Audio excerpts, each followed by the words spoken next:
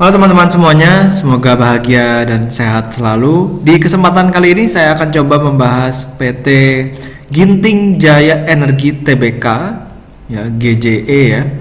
Ini kode sahamnya WOWS atau WOWS. Nah, kira-kira perusahaan apa sih ini? Kita akan bahas ya setelah yang satu ini.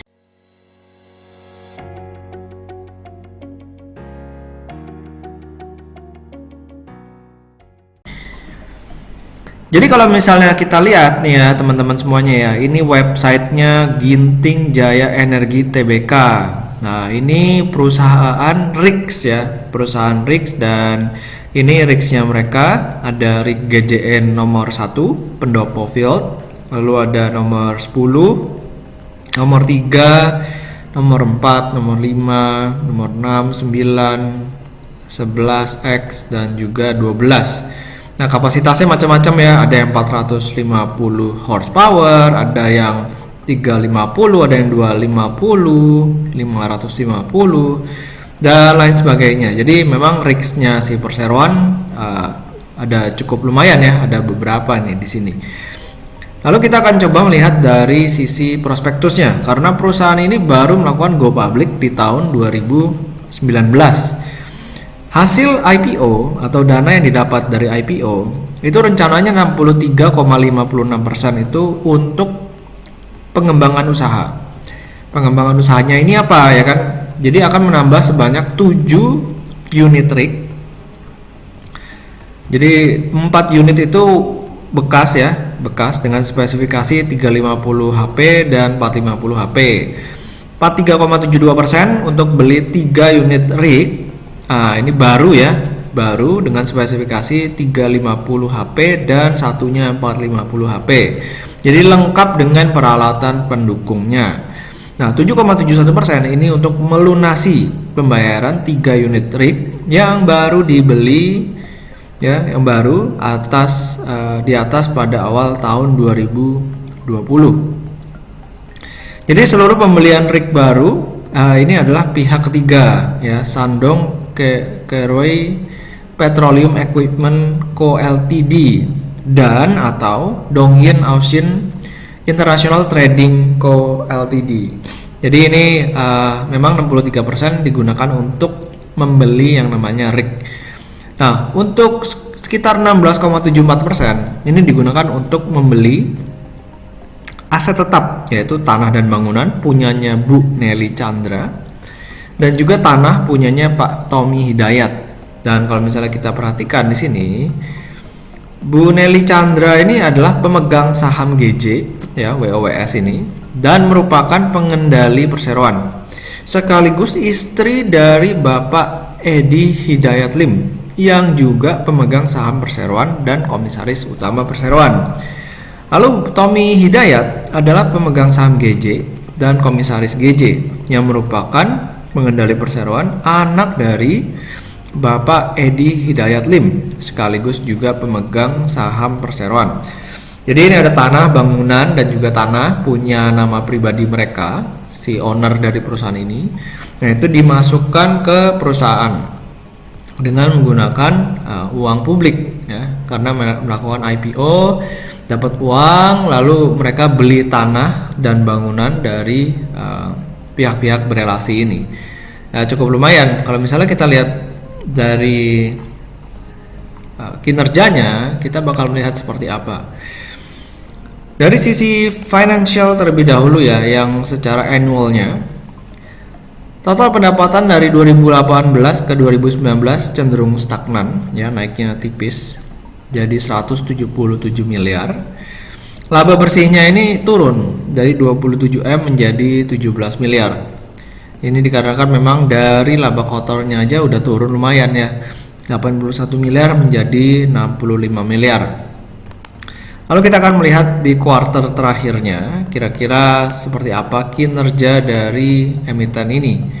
Kalau dilihat dari kuartal 2 2020 pendapatannya cukup stabil ya jika dibandingkan dengan kuartal 2 2019. Turun ya sekitar hampir 20% dari 45 miliar menjadi 36 miliar.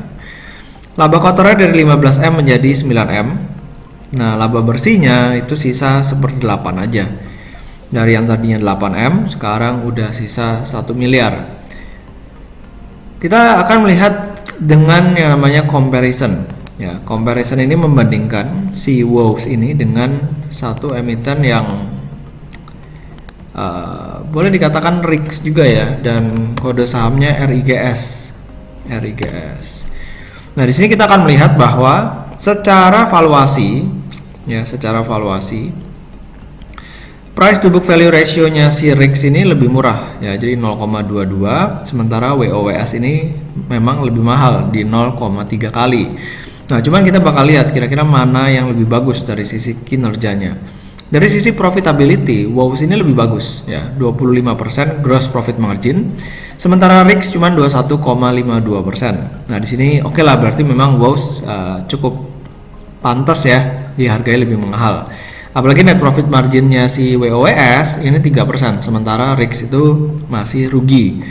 Lalu kita akan melihat dari solvency rasionya. Di current ratio WOWS ini hampir 3 ya, 2,99, sementara RIGS itu 1,63 kali. Jadi di sini juga kelihatan bahwa likuiditasnya WOWS ini lebih bagus dibandingkan dengan RIGS. Sementara DER-nya WOWS ini lebih tinggi ya, 0,23, sementara RIGS 0,06. Memang secara angka sebenarnya WOWS ini masih aman karena masih jauh di bawah 1 kali. Ya. Cuman memang lebih jelek daripada RIGS. Oke, lalu kita bakal coba lihat dari laporan keuangannya si perseroan ini seperti apa. Oke, sebentar ya, kita bakal melihat kira-kira si WOWS ini punya market cap-nya berapa. Di sini bisa kelihatan bahwa market cap dari perseroan ini adalah 178 miliar. Jadi satu perusahaan ini dinilai dengan harga 178 miliar. Perseroan ini punya kas sekitar 3,7 miliar. Lalu ada piutang usaha, pihak ketiga.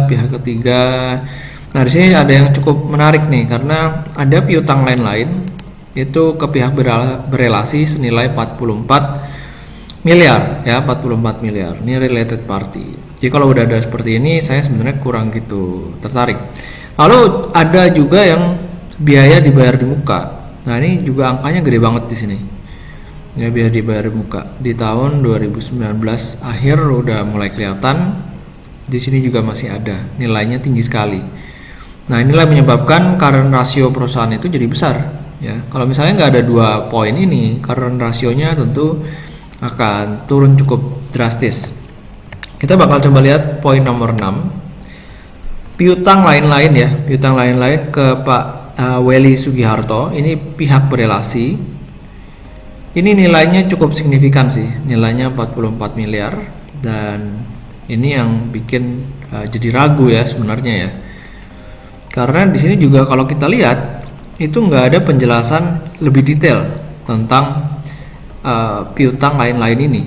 Ya, jadi ini ada sesuatu hal yang boleh dikatakan ditutup-tutupi ya, harusnya kan dijelaskan di bawah sini. Oke, lalu kita lanjut ke poin nomor 8. Biaya dibayar di muka dan uang muka. Nah, di sini ada uang muka pembelian RIG senilai 200 miliar dan juga pembelian tanah. Ya, jadi udah deal kan tadi di prospektus. Oke, beli tanah gitu kan. Punyanya pihak berelasi atau ownernya lah ya. Punyanya ownernya senilai 54 miliar. Tapi setelah melakukan IPO, setelah go public, ini nggak direalisasikan, malah cuma jadi uang muka aja, ya kan, pembelian tanah. Lalu juga pembelian RIG 200 miliar ini juga lumayan gitu. Jadi uang masuk, tapi asetnya nggak masuk ke perusahaan ini, ya kan? Itu jadi pertanyaan sih sebenarnya untuk si saham WOWS ini. Jadi kalau boleh saya katakan, ya tunggu realisasinya dulu ya, RIGS-nya datang. Sama tanahnya beneran masuk gitu ke perusahaan ini, baru nanti mulai kelihatan gitu menarik atau tidak. Lalu kita akan melihat dari sisi kinerjanya ya. Nah, ini dia pendapatannya. Nah, beban pokoknya secara persentage naik, makanya laba kotornya turun cukup signifikan, sekitar 30-an%. Nah, ini ada beban keuangan dan beban umum administrasi, sehingga ya boleh dikatakan labanya turun cukup lumayan dari 13 miliar menjadi 6 miliar, turun lebih dari 50% ya. Ini juga masih oke ya, karena di sini nggak ada pendapatan dan juga beban lain-lain yang jumlahnya signifikan. Nah, earning per share-nya 2,46. Jadi kalau misalnya harga sahamnya 72, ya ini tinggal dikali 2 dulu ya, karena ini first half 2020 kan. Jadi 5 itu earnings per share di setahunkannya si WOWS. Jadi PE ratio dari WOWS ini sendiri adalah sekitar 14 ya, 14-an lah, 14 sampai 15. Ya, ini untuk price to earning ratio-nya si WOWS. Sebenarnya agak mahal kalau misalnya saya boleh katakan untuk PE ratio 14 kali buat saham si WOWS ini ya. Jadi buat teman-teman, semoga video kali ini bermanfaat tentang sekilas tentang WOWS. Jadi jangan lupa buat di subscribe dan juga di follow Instagram saya di Pesan Saham. Sampai ketemu di video berikutnya. Selamat berinvestasi.